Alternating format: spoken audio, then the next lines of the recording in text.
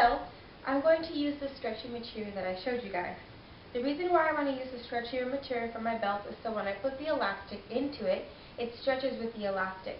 Sometimes you could have a different kind of material, and even though the elastic is in between, and if you don't give enough space, then it kind of doesn't go anywhere and the elastic's just sitting in there, so it ends up being pointless. Unless you give them some extra space for the elastic to stretch. But anyways, this material is actually a little bit lighter than our actual material, and in the movie or Jasmine's cartoon costume, her belt is actually a tad bit lighter than her pants. And so I'm kind of trying to stick with that idea and trying to make it look as real as possible.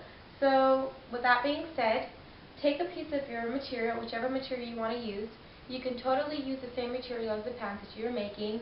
I would just suggest giving it about 1.5 inches extra than your actual waist size. So for me, I have my waist belt over here, and let me think. I would say mine is super huge. You don't really need to make it that big. It only has to be, depending on how low your pants sit on your waist as well. If your pants are really short and you feel like they don't reach where they need to go, definitely make your belt huge. It'll work. But for me, my pants sit kind of right below my waist where I want them. So I want my belt to be exactly, let's see, I want to make it, that's not inches. I want my belt to be 5 inches. And when you make your belt, assume it's the size you want it minus 1 inch. So 5 inches, so my belt's actually going to be 4 inches. The reason why we do that is so when we put our elastic into our belt, we actually have to fold the tip. So what's going to happen is, assuming that this is part of our belt, in order to put the elastic, we actually have to fold, and the elastic goes inside there. So it's really, the actual size is minus what you need to fold.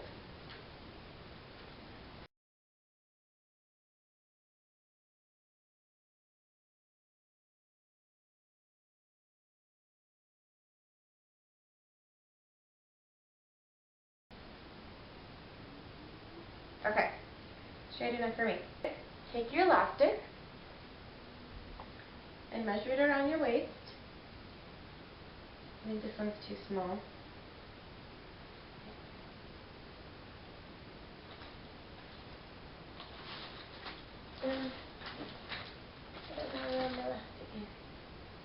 Okay, well this one we can do. And then what we're going to do is we're going to make sure your material is facing down. This is the same style on both sides, so for me it doesn't matter. But if yours is shiny, put the shiny part down. Okay? And what we're going to do is stick about 1 inch, half an inch of elastic out.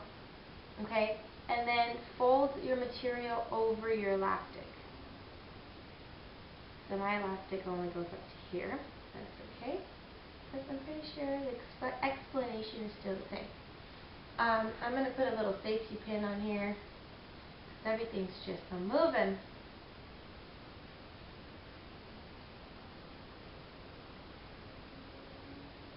One important thing that I'm going to say very loudly and clear: absolutely do not sew your elastic to anything but itself. Okay? If your elastic or your string gets a piece of your elastic or gets anything and it's sewed to your material, your elastic isn't going to work. Go ahead and pull your material over your elastic. Okay? And then the easy way that I always say is to safety pin your material down to itself, not to the elastic. So then you know what's that. You don't need an extra huge piece of material folded over. It just depends on how wide your elastic is.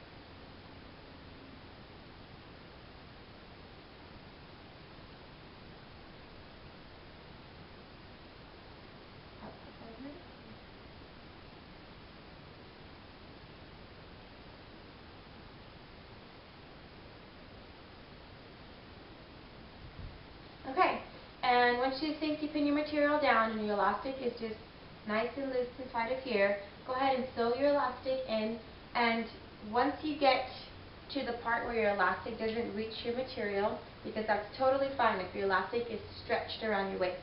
Because when you measure your elastic, you kind of got to stretch it a little bit, because then that's how you know that it's going to stretch and then shrink back to the sides to hold around your waist. So since this, assuming that this is stretched around my waist and it'll fit, what we need to do is once you've sewn up to about an inch left of elastic, then take out your safety pins or take out whatever's holding anything, and you're going to hold. The easiest way to do it is safety pin a piece of elastic to your end of material and then slide all the sewn material down to the bottom. So once you've gotten sewn to about half an inch left of elastic, okay, so you see how there's elastic here and this is the rest of my belt. All you're going to do is, I would suggest to safety pin your elastic to the end of this material. Safety pin, do not sew. And then take your finger and slide all your material down just like that. Pull, pull, pull. Keep pulling, pulling, pulling, pulling, pulling until you're at the end. And now that you've done that, you can lay your belt back down. Okay? And then fold, and you have some more elastic to sew over. And everything works out just fine. After you've finished your belt, or finished sewing your line, go ahead and take you can take the safety pin out if you still have one in there. Pull all your material to the middle. Looks like a curtain, huh? It doesn't have to be completely in the middle, but it's just enough for you to sew your elastic ends together without getting your material mixed up in the middle. So now that you've finished this, then we got to see how we attach them to our pants. So you can sew them together however you want. Just make sure they're not twisted. Then your whole elastic belt's going to be all twisted up.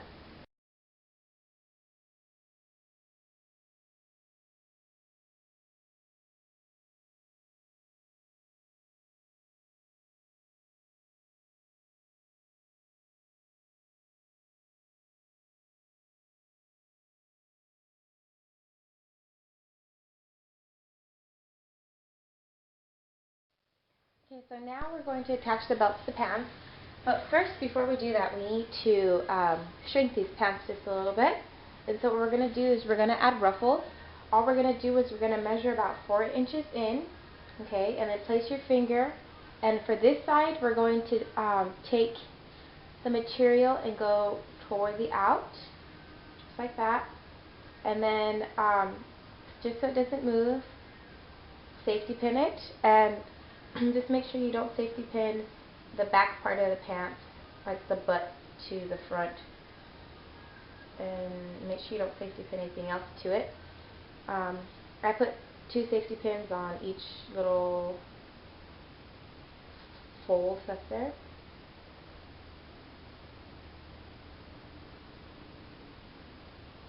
Just like that. And then you're going to do the same thing on the other side, except you're actually going to measure 4 inches from here, and you're going to take, oh wait, just kidding, hold on, it's going to look like this, yeah, so you're going to measure 4 inches again this way, and you're going to take your material and pull it over this way. Get a better measurement of 4 inches. Okay. And make sure your pants are inside out, by the way. And go ahead and safety pin that.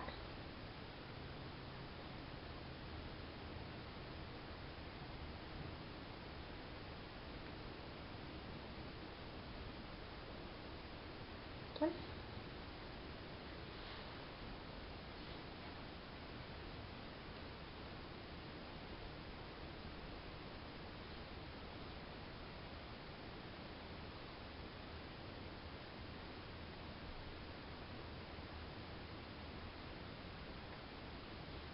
Okay, and then just to make sure, just measure them so you know that they're the same.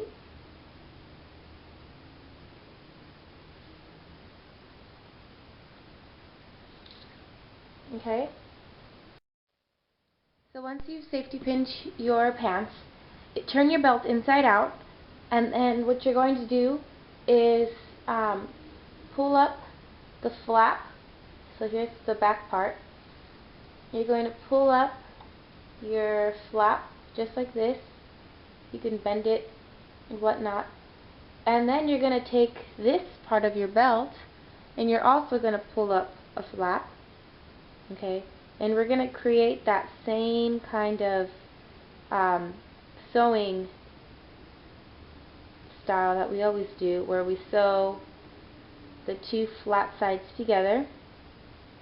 And so, just like I always do, to make it easier, take some safety pins and safety pin it together so it doesn't move. And you're safety pinning it as a flap, just like this.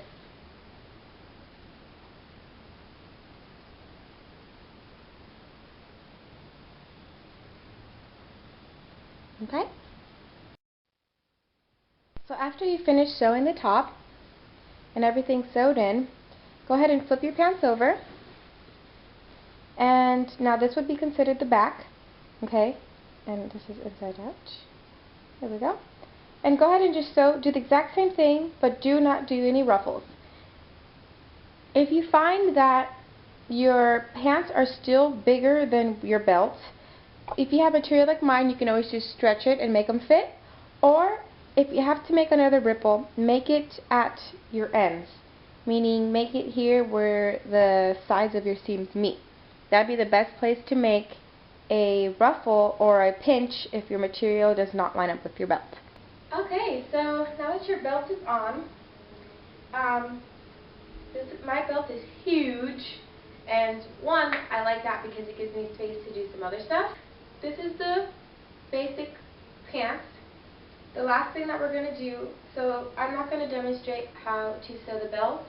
I'm going to do the belt separately, but you will see it in the final product of the pants. But now, what the main part of the pants that needs to be done is the bottom. So you can take either kind of elastic. You can take the really big one or you can take the skinny one. I like the skinnier one, but it doesn't matter because I have more of this. We're going to elastic the bottom of our pants because they're huge. I just did a show for you guys. Okay, and so what we're going to do is the same thing that we did with the top of our belt. We're going to fold the bottom and pull the elastic through. But only this time we're not going to use so much elastic, so we're going to have a big crunch at the bottom. So all you have to do is just see how big you need, how much you need, okay? And just cut it and do the exact same thing. Okay, so I finished my stitch on the bottom, and I put my elastic in the middle, so it's nice and stretchy. And there's my bottom of my pants.